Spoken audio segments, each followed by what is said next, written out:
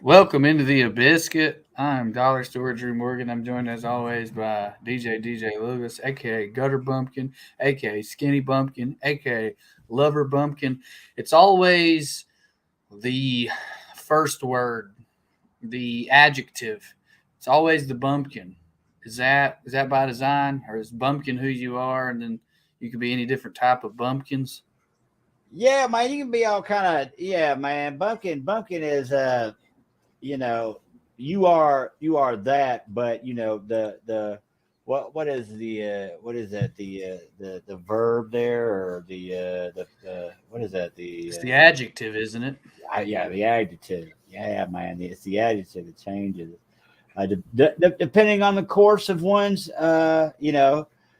day and time, Hmm. I mean, it Hmm. can change. There's some special English grammar, grammatical, whatever word for that, where you take a noun but use it as an adjective. Uh, you know, Magic. It's magic. yeah, it is magic if you think about it. I would love to have a set of bumpkin trading cards or a tarot deck. And by the way, why doesn't tarot rhyme with pharaoh? It looks Pharaoh, like Terra, tarot. Terra, Terra, Yeah. Did I ever Taterots. tell you I had an aunt who dated a pharaoh? No. It's just this dumb inside joke me and Andy always say. Oh. Just imagine this lady sitting on the porch smoking a cigarette. He told me he was a pharaoh. What was I supposed to do? Like one of those Nigerian princes that like Yeah, yeah, yeah, but yeah, in yeah, real life, he yeah, told me he was a pharaoh. yeah. He was Spanish. I don't know where they're from. But anyway, I would love a tarot deck of bumpkins. The lover bumpkin, the skinny bumpkin, the gutter bumpkin. I don't know. The poop bucket bumpkin. The poop bucket bumpkin. It's not what we came here to do, but that's what we're doing. So we're charging forward, full steam. So you're Full pooping a full steamer. yeah, full steamers ahead. So you're pooping in buckets because the compost toilet is what? So there's a venting situation with it that we're just A too what? venting. I, So th- I thought you said vintage. I was like, yeah, no shit. You can't poop in buckets and call it vintage. I'm pooping in this vintage toilet. Dude, make a video. Do that later. I got my vintage toilet here. well, I mean, dude, I'm gonna tell you, I don't know about vintage, but this motherfucker got some miles on it. I mean, it's got Burning Man stickers and all kind of stuff all over it. Like this shitter done seen some seen some shit. All right, again, Somebody Burning Man shit. This is the worst kind of shit. Dude, It's just full gotta of be. drugs, just From drugs. sand. This is sandy drug turds. By the way, that's a girl I used to date, Sandy Drug Turds.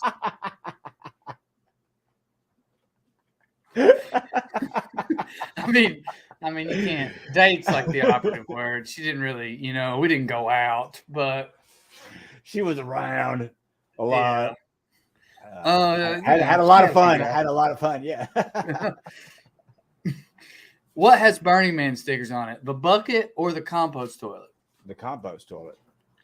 Yeah, I never thought about how that would be a market of like used toilets in the compost world, but I guess it is. Okay, you have a venting issue. You don't know how to solve it, and you're waiting on Carl to get there. No, Carl's here. So there's a venting issue no one knows how to solve. Well, no one's ever used it during the winter, so that's a thing. And it's so it's kind of like one of those things where like dude, I don't give a, you're gonna compost it anyways. You're gonna compost your shit. You know what I'm saying? Like shit, that's what it is. You put some leaves, you throw it in the garden, whatever, dude. Did It's you not a big deal. mount a bucket with a toilet seat? Yeah, there is one here. Yeah. But like sometimes I don't even use it, man. It's not even like a dude. It's not even, dude. It's not like a thing. It's not, dude. You'll be It's a a person. thing. I don't know, man. It's not a thing for me. I don't think anybody can do it, but You're for us, very adaptable because of different places you've lived in life, I think. yeah, I mean, dude, I remember the last time I got locked up, I was in the holding cell with this some bitch who was like going through some like gnarly heroin withdrawals. And like, so like it was 24/7 locked in a holding cell with this dude who was shitting and puking his brains out. So like, dude, like like not there's no room in it, it says like 8x10, dude. So it's like, dude, you're like right, your head's right behind it. It's yeah, so yeah, this is whatever. Well, I'm coming there, so I guess I'm going to have to use it. I'm going to have to use the one with a seat. All right. Yeah. Because You could. I like feeling like I'm falling in ain't going to hit for me. Plus, you'll get stuck on my hips. You just stand up, you got the poop bucket on your butt. That's not happened to me yet, but like now I'm going to be. I'm going to be waiting for it. Yeah. I haven't even thought of that. Is it too cold to just pee outside? Will you get frostbite on your wiener? Here's the thing about. Well, I mean, dude. Here's the thing about that. You don't want to frostbit wiener of the plains. I'm sure it's happened. But here's the thing: is like you don't want to like be pissing just like out the door because like it's gonna stay in that snow, and then you're gonna track that in. You're gonna end up tracking all that piss and stuff. Oh, I'm not gonna just piss out the door, but do you not go outside to use the bucket? No, man, I got me a little pee jug in here. I just pee in that. I pee in that thing until it's time to go dump that pee out and into the pee reserve, the pee reservoir. Which is I can't wait to come visit in a few days.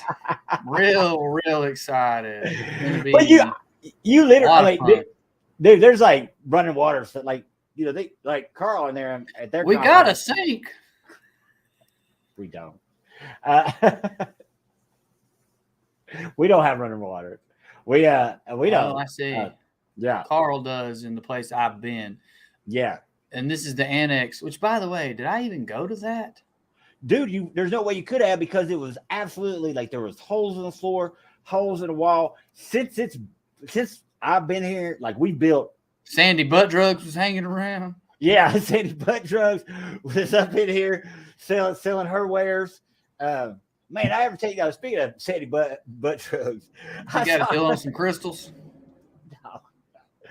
I remember, I don't know if I've ever told you this story, but like when I was strung out real bad and I went to the Walmart, like it was like at 3:00 in the morning and I was like in my pajama pants and I realized I was wearing the same exact pajamas as like the super twacked out lady who was standing outside. It was like, what?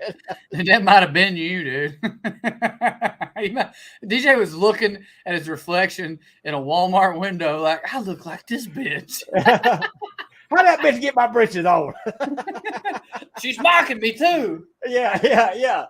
No, but it was really one of those things where it's like, wow, I need to change my life a little bit. At least get a different pair of drawers. You know what I mean? Dude. So not even at all similar story, but speaking of Sandy Butt Drugs. Speaking of being tweaked out at a Walmart and seeing your reflection and thinking that it is a ghost of Christmas drugs past. This morning I was on TV and it's like I knew I was going to be on TV, but I also forgot I was going to be on TV. And they sent a Zoom link and we had to do press for Well Read in Indianapolis. And I'm here and it's like early because I'm on the West Coast and they're wanting to do it early. You know what I mean? So I log on and I'm like, I gotta do this fucking interview. And, as a comic, I'm thinking radio interview. Then I clicked the Zoom and I just saw my face. And I was like, oh, I'm about to be on TV. And I look like this. And it was even like worse. It was like that, like if you're not watching on YouTube, you should watch Into the Biscuit on YouTube. They're all free now. It was like fucking, that and the beard. So this was my solution in the 18 seconds I had to get ready.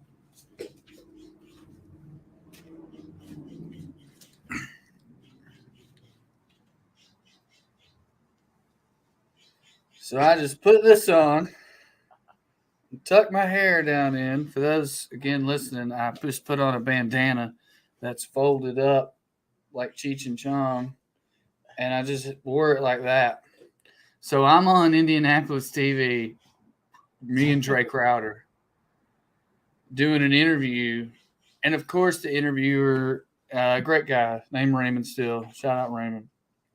Of course, he's wanting to get into like, your book's about this, but your show's about this. So we're talking about politics and all that. And at one point, looking like this, I just go, look, if you fucking hate the Democratic Party, you'll have fun at my show. I can't speak for the other two, but you'll fucking love my set without cussing.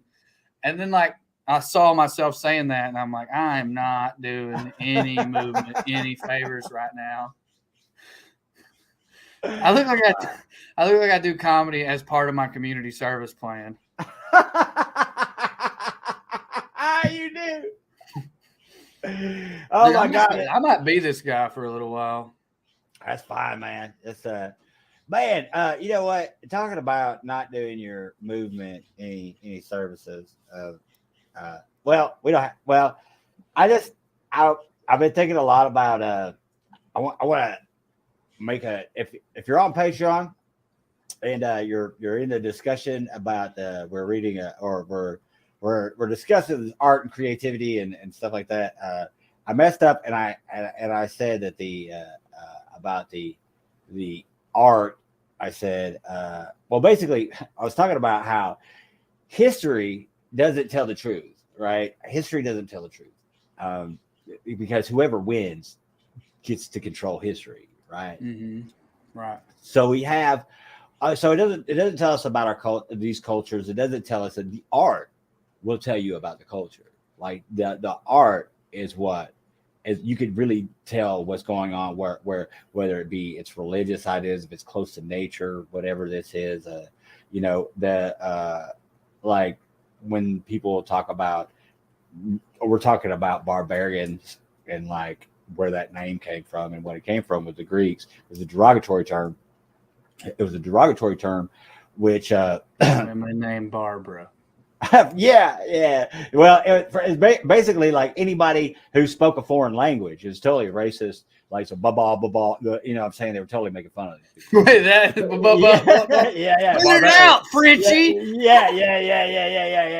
Yeah. But these people were actually like very, very, very sophisticated and had like really great, like, you know, I mean, you can't say anyone in the dark ages was civilized. And when you want to talk about warring class of cultures, like you basically had to be that if you wanted any kind of freedom or power or anything over control over your own existence. But we talked on here before about savages in America. Mm-hmm. And like that whole, like, we came here, we took all their land, the ones we didn't kill with disease on accident, we murdered on purpose. And then we were like, look at these savages. Like, that's like insane. Yeah. Yeah. They poop in buckets. Yeah, maybe we do murder babies, but we shit in a toilet like a fucking human being. Dude, it's so funny, man. I did that joke for so many years about the outhouses and stuff, and like now I'm not even like there with the outhouse anymore. I'm just shitting right by my bed. It's fun. Yeah, for people who don't remember, the joke was people with outhouses, we judge them, but people who had outhouses back in the day would be like, "You guys poop inside? That's disgusting." What's great about this, DJ, is you're currently offending both groups. Yeah, I'm not the nastiest. Yeah, it's like, so you got an in-house. Good. You got an in-house. No, but I mean, we do have a compost. I mean, like this is just dude, it's like camping. Yeah. You're just kidding. I've dealt with compost toilets before, and they smell no worse than regular ones. Yeah. Yeah, I mean, dude, you like putting in so many different chemicals and stuff, and how this thing broke down. It's like, it's not a big deal. Now, my high school girlfriend, she had a compost toilet, and if you haven't put together, folks listening, what the compost toilet is doing is it's turning poop into compost, which means you have to go get the compost out at some point to put it wherever you're going to put your compost. Sure. Now that is a horrible experience if you're 16 and you just showed up really wanting to get a hand job that day, and instead what's happening is you're shoveling poop from your girlfriend's family's poop hole. Yeah. Yeah. Well, did it bother you? I mean, like, how many did it bother you a bunch? I mean, like, that seems like It something that just I would have been. stunk. But I mean, it just stunk. man, really, I It think wasn't, maybe they've got. I mean, it like these wasn't things, cool. like It bothered her the way more than it bothered me, and that makes sense. You know what I mean? It's like sure, Andy has sure, this yeah, story she tells of her mom making her boyfriend in high school mow the lawn. Like he was just being polite, like, "Do you need some help mowing the lawn?" And she was like, "Yeah, go mow the fucking lawn." And she's like, yeah, "Can you believe she did that?" And I don't tell her this story because I hadn't thought of it till right now. But it's like my high school girlfriend's mom made me shovel shit, yeah, human shit. yeah. But it wasn't shit at that point. It was compost. It's no different than like manure or anything else, and it's actually really healthy, dude. And like Yeah, really, you as got to far as like like, rotate from one side to the other. That's how they mm-hmm. did it. So Yeah, dude. Yeah, it's got that little spin thing that you just chunk it all up, and then you put the peat moss and a little chemical thing in it, and it just breaks it all down. yeah, and bugs are involved. I don't remember how. Let's move on from the poop talk. Yeah, yeah. So your pee is in a jug. No, I'm just kidding. Yeah. Oh, yeah. What I was talking about with culture Mhm. how these things like in art and like what I meant to say on there was that the art was a lot and like what you see in like American what you see in American uh,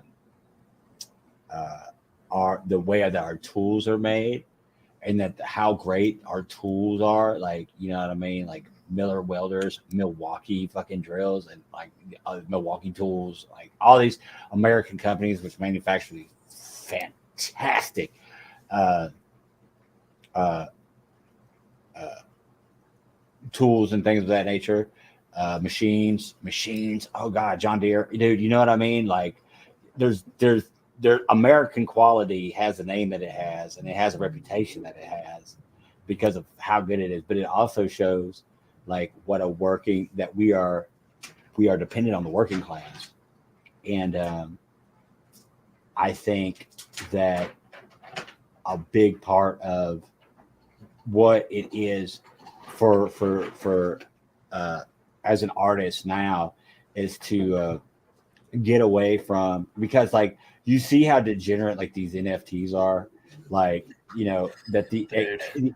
dude, it's such a soulless product of you know the of exclusivity and of I mean art and that and fine arts are really basically just money laundering tools for museums and huge companies. I mean they just are, and the And only way rich people. yeah, and rich people, right, right. I mean just really the just yeah, yeah. And so, but like you wouldn't be able to tell that through, I mean, like our what we create and what we would be like these Viking ships, you know what I'm saying? Like nobody talks about, I mean, we do now, but like for years and years, it's like, oh, these are brutal savages who like did all of this. It's like, man, no, these were like really uh beautifully minded, like wonderfully you know, had creative, imaginative people who are creating and who are very skilled in their work. And I think as Americans, like you know, one of the things that says is how much of our labor force is like we are a nation of laborers, and how you know, we can commit to that, how important it is. I agree with you. You started to break up there at the end. That also gets into the difference, if there is one, and I do think there is one, but like there's a lot of nuance between art and craft. Mm-hmm. Are you with me, or did you Mm-hmm. break up? Huh? Are you with me, or did you cut out on me? I'm here. Okay, cool. Can you hear me? Yep. I think we might have a delay now. Okay. Why don't we What we? why don't we do a suicide pact? Yeah. All right. Let's do it. On the count of three. We're gonna fuck it up if we do it on the count of 3. I'll be over here dead. I'll be fucking the gun already exploded. DJ will be like, "When? Now? What? Oh, I'm that don't losing look like. you." Oh, that don't look. Yeah, Dude. that don't look like that hits. That'd be a fucking great AT&T commercial parody. Has this ever happened to you? I fucked up the suicide pact. Now they're all dead, and they went to the common at the same time, and I'm stuck here.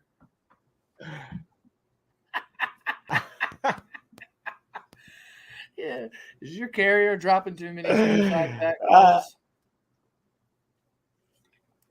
That's Today's great. episode is sponsored by Sprint. Hi, I got Nessies over here attacking me. Hey. Oh, we're definitely breaking up. What's up, Nessie? Sorry. She kicked him in the head. Right on. Are we close to good now? I feel like we are back to being good. I feel like we're okay. Yeah. Yeah. All right. That was a very quick response on my end from you, which is excellent. What was I going to say? Craft and art and the difference between and the nuance of them. Well, I'm going to have to talk about comedy because if I talk about anything else, well, no, I could probably do it with music. You hear people who can sing incredibly well, just as one example, or like just really play anything on the guitar. They truly can just listen to something and play it, and their fucking fingers are, they got great musicianship, and that's craft, and that is required. But artistry is a different thing. Is his name David Byrne that does the Talking Heads? Mm-hmm.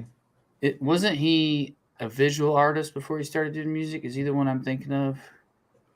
And he if it might be a different one of those weird New York guys. They kind of like see it, like their whole approach to music is like almost visual somehow. I read about it, didn't understand it.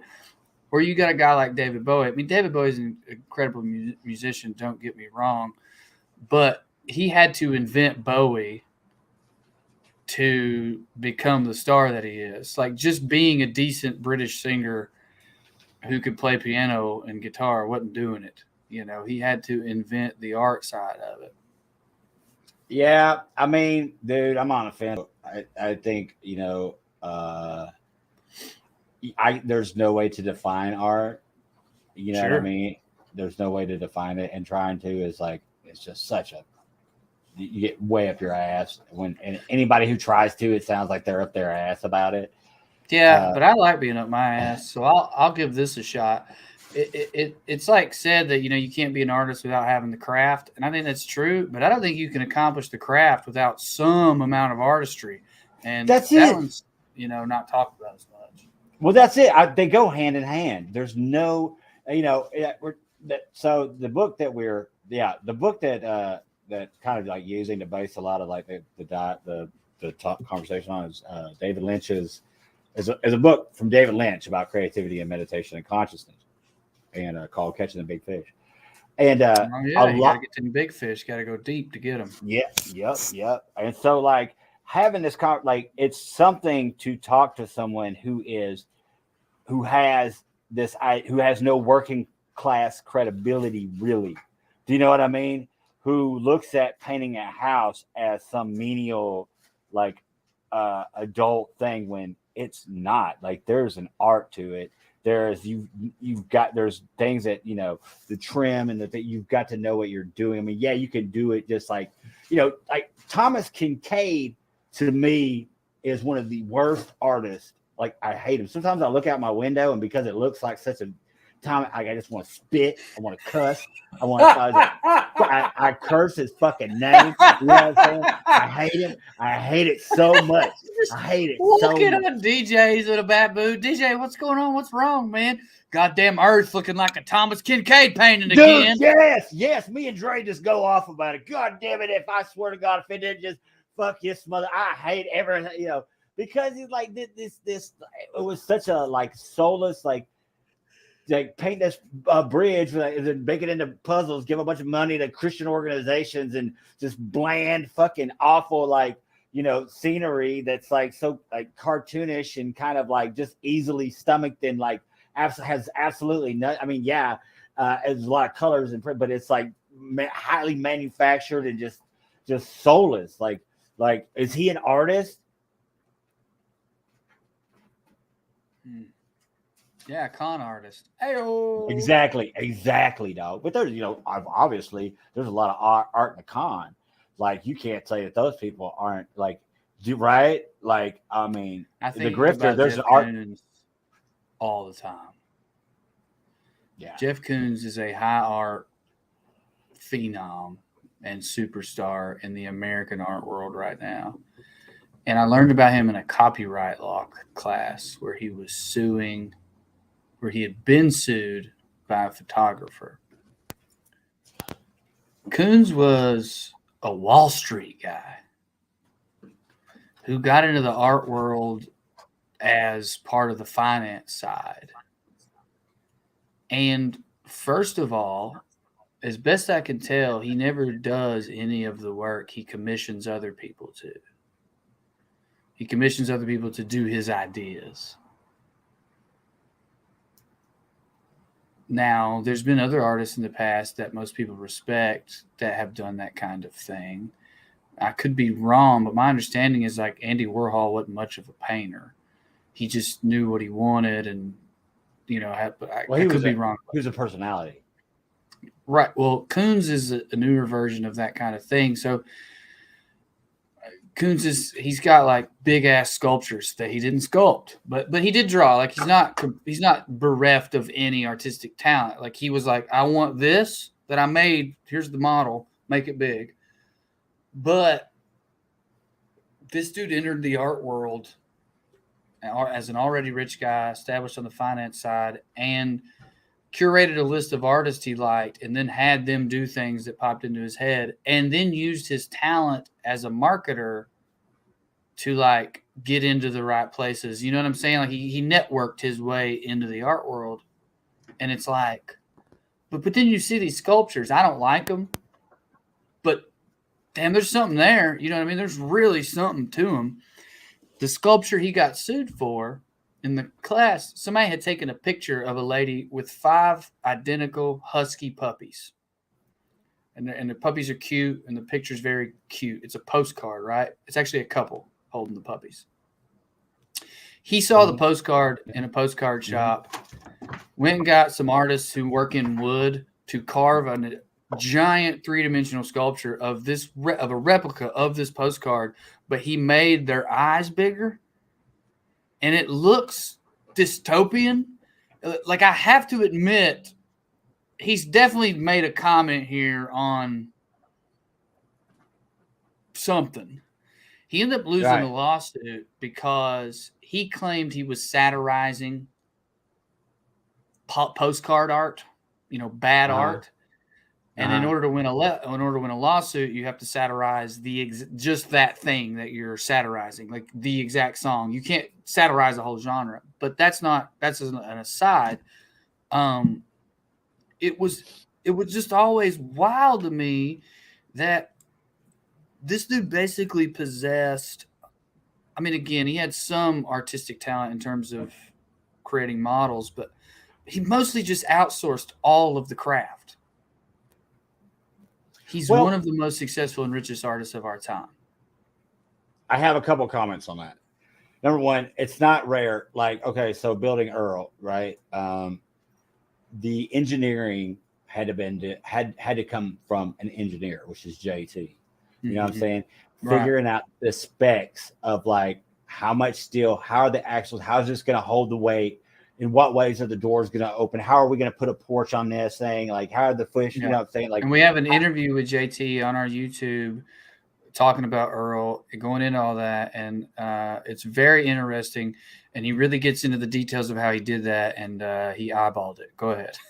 Yeah. I mean, dude, he's really honestly like these and dude, here's the thing, like, so JT is what you would call a maker. Right. I mean, he's an engineer, but he's basically a maker. Mm-hmm. If you look on his Instagram page, you'll see all these really crazy art sculptures and things that he's made, but at the same time, beautiful shelves and things for different bars and places, and the designs for coffee shops. And Earl, you know what I'm saying? Like, dude, coming up with that design, like Carl has the idea in his head. It was up to so having someone create the I guess the logistics. That's not anything that's rare in the art world. You know what I mean? Right. But what it sounds like to me about what this person is doing is basically this Kuhn individual is he should have lost all that, because, like, for one, you can't, something like postcard art or whatever, like, regardless of what you say about it, like, people are getting paid. Like, that's a total like disrespect for like someone who is like not getting, you know what I'm saying? It's especially when, like, well, what do you do? Right. You put You eyeballs. Picasso. Right. Yeah, and that's one of the reasons why that I really have a lot of distaste for a lot of fine artists now, especially who aren't involved with the craft side of it. You know what I mean? It's like there's like this whole thing. It's like well, what are you making? Oh, I am making a commentary on this. You know, once again, you know, the whole, you could see how and then people buy into this and say, oh, this is good, this has value. No, it doesn't. Like, to who? To you and your inner circle, who are all up their own ass. And that's it. And then you are putting a price on this thing. That's the same way with the NFTs, with like saying that somehow this exclusivity, you know, which art should not be exclusive in any sense. Like, I definitely can see commissioning a painting or something of that nature. But to say that this is a commodity, like, we're moving into just like, this is production, this is gross, and it's not even, and in no way does it aid in society, or does it what it speaks about society is something so vulgar and discouraging that especially in celebrity culture, it's I don't know what we are now calling valuable. Yeah, I'm like 99% with you. I will say that if I could capture you saying all that and then Dre crashing something and saying fuck as an NFT, I would pay a lot of money for that. Like, I would put that on my wall. You know, Facebook wall, actual wall? I don't know. I'm 37, but I would do it. There was an artist who does digital art who got big on Instagram. His digital paintings, or whatever you want to call them, are highly detailed. They're genuinely unbelievable. He went on Jimmy Fallon to talk about NFTs. And I don't watch Jimmy Fallon, but I saw a clip of it. And he was saying, well, I've paired with this company who makes basically a screen, and that screen will hold my painting, and you can buy that from me. And to me, this is like someone buying a painting from another artist. I wanted to be able to sell exclusive individual copies of certain things. I still put certain things out on Instagram, but if you know, these other things I'm going to sell. And I was like, all right, I think I've wrapped my head around that. And then I was reading recently that they started renting NFTs. And then I went back to the other side of, like, that guy seemed like a decent person who just wanted to get rich because he's a famous artist who can't get rich because he's on the internet. But none of this other stuff makes no sense, and this is definitely a scam. I haven't figured out how or why, and I don't mean like NFTs aren't real, they're a scam. I mean, like, this is money laundering. That's what it is. Definitely something going on here that's like tricky, you know? Yeah. And for them to like, there are some wonderful digital artists. Solomon, you know what I'm saying? He does he does a lot of painting too, but like he does a lot of different stuff, animation and stuff. Dude, it's wonderful. But what is going on here, and what the fact that this is like coming out as a commodity, what it says about our culture, and also like it's just not gonna last. You know what I'm saying? Like, and you know, it's not. This isn't anything less. This is a scam in the fact that, like, dude, nobody's. I don't know if they think that they're hip because they're doing this because we live in the digital age now, and this is the way to launder our money now and be prestigious and, like, clout. And, of course, I'm in this club that has, what I'm saying? I don't know, but I find it to be extremely offensive. What about it offends you?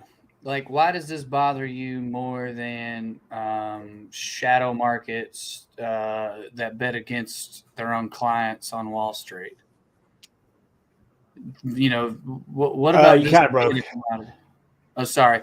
What about this offends you more so or in a different way than just like regular Wall Street stuff? Everything is a commodity. Why is this one bothering you so bad?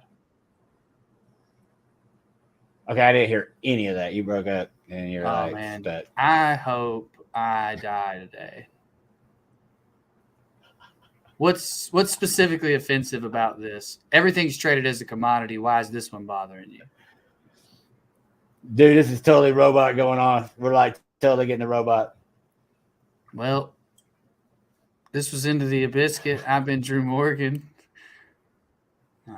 We will holler at you guys next week. Hold on. I'm going to remove you from the stream and then add you back. I have removed DJ Lewis from the screen. I will now read a word from our sponsors. Today's episode was sponsored by Toilet Buckets. Toilet Buckets, the greatest and newest invention from Mattel. You can shit outside. You can shit inside. You can shit upside down. We wouldn't recommend it, but you can do it. Call 1-800-TOILET to get your toilet bucket today. DJ, did it improve at all? It did not. It sounds rad. I don't know what. And we've lost DJ. Oh, man. I guess when you think about it, if my man is in a place where he doesn't even have a toilet that works, expecting him to have internet that works is sort of a big ask. If anyone out there has any access to like one of those giant like satellite phones, don't you guys think DJ would look good with like a satellite phone and he uses that to dial in and get internet? Like Ernest goes to the internet. Yeah, man. DJ, I see you, but you're frozen. Ernest goes. Ah, shit. No, you're good now. It might be twilight hour. You're good now, so let's finish it up. Yeah, let's do like 8 more minutes. I feel like that's a good episode myself. Well, man, I hope that this works. Okay, hey, we're good. We're good. Okay. Why do I find it offensive? I find it offensive because I am currently involved in really deep anger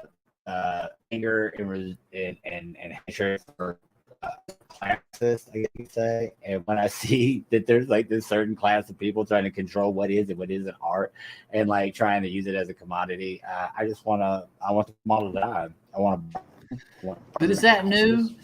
And yeah, it's just another just punch in the face. It's just another like when you see people out here like really creating and doing things, you know how hard that they're into it, and then a couple of people get a couple dollars in, and they start tricking people into their scam, and then and people like, I don't know, it's disturbing, and it's just I have no love for it. Yeah, I feel that to a great extent. I want to bring up another guy. He's not in the NFT world, but he's in the art world. His name is Damien Hurst. Damien Hurst is got a lot of fans out there. I count myself among them, but not because I think he's a great artist. I think he rips off rich people, and I think it's fucking amazing, and I want him to do it forever. When Damien Hurst, so you take his story all the way back to when he was like either a PhD or a master's student or whatever art school he was at in England. The story goes he had no idea he had for what to do for his last project. He hadn't done anything. He'd been getting drunk every night. Some girl had broke his heart. He'd been hanging out with poets and musicians, probably doing drugs. Art school dropout, typical case.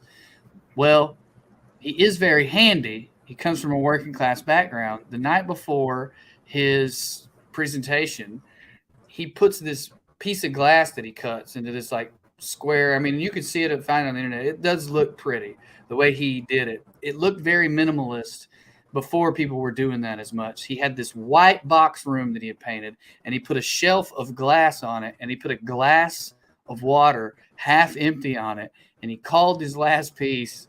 I think he called it either the end of the earth or something. It was about global warming, as he told people. And they loved it. Now, what I'm about to say is up for dispute. This is like a theory a lot of people have. He would deny it, but he would deny it because of what I'm about to tell you, which is that he's beginning to realize that no one knew what the fuck art was in the world of people having money. Like that piece sold for like 30 grand and founded his first, entries into the fucking art world. So Damien gives up. This is, again, a theory. A lot of people are like, no, he does great work and he believes in what he's doing. And who knows? And maybe it was one and now it's the other. Who fucking knows how this works? What he does is he suspends animals in formaldehyde. It does look cool. It does look cool. And he does large ones. But I feel like his piece, which is a shark suspended in formaldehyde, which sold to like a Saudi prince. It looks cool, but it's like, yeah, I guess if I was a Saudi prince and I wanted a shark on my wall, it would be better to do the money laundering thing and go through an artist than to just like do it. Do you know what I mean? Like, I'm not trying to take away from the possibility that Damien Hurst believes in this art and is a great artist, but it sure looks to me like. Oh, what's that?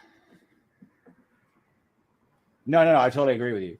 But like if a Saudi prince is looking through, like, hey man, we got to launder some money. You need to buy some art or something. And he's looking through the fucking art notebook. And he says, hey man, I need a fucking shark on my wall. Yeah, that's the fuck I want. Rather than a Saudi prince is going to buy art and decorate his own room, and no one queer-eyed for the straight got him because they all murdered all the queers over there. He's looking at art and he's looking what to buy, and he has millions of dollars, and he sees a shark, and he's like, "Oh, that's it! Like fuck all this other stuff. I want the shark." And who's going to tell him not to? You know what I mean?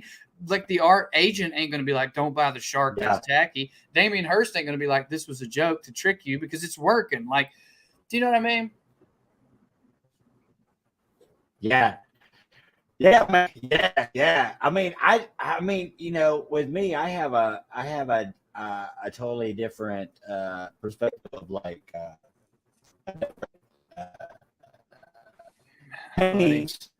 for instance. I'm sorry, man. You are breaking up like crazy, DJ. If you can hear me, you were robot voicing and breaking up. Guys, we're doing our best. We're slogging through it. I'm going to add DJ back in just a second and hopefully just in time to say goodbye. I am sorry that this conversation, which was going so well, got cut a little short and had to end on technical difficulties. But, that's life. That's the yin and the yang. You don't get a cool story about toilet buckets without having to also deal with bad internet. In this particular case, they go together. DJ, if I put you back in the stream, if you can hear me, say goodbye to the folks and tell us, that you love us, because we all need that. Love y'all. It came through. Can't get that.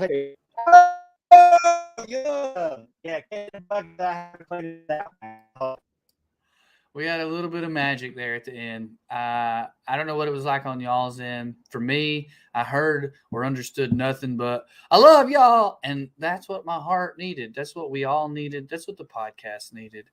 This is Into the Biscuit. As we have discussed with you guys, we're transitioning into a storytelling and story podcast. As we also discussed with you guys, it's going to be a minute before we get all that done. I will be in Indianapolis this weekend with Well Read. Then I'm flying to Poop Bucket Bill, Minnesota to hang out with Lover Bumpkin and Dre and Carl and get some work done. Then I will be in Appleton, Wisconsin the weekend after that, February 3rd through 5th. DJ will be coming to that show. He will be doing some time. So if you live in Appleton or near Appleton, Wisconsin, or Green Bay or someplace around there, and you have the clothing and equipment necessary to come out in negative 15 weather is what I heard. Hopefully it's going to get warmer. Then come see us. I think that's it for me. Oh, it looks like DJ might be coming back for one last ride. We will wait on him while we do that. I've already done the plugs. What else? Oh, if you're interested in storytelling, and not just in telling stories, but the concept of storytelling, what it means to humans, et cetera, hey, feel free to reach out. We've already had a few people reach out and say, hey, I've got this thing I'd like to talk about. I'll set up an interview when I get some time, which might not be ever. But, yeah, we're pretty pumped. And DJ's not going to make it back. We are going to figure out his internet situation soon. It'll be different. I promise you guys that. Like I said, what are you going to do? You're a fan of a podcast where a man lives with a goat. This is going to happen from time to time. I love y'all.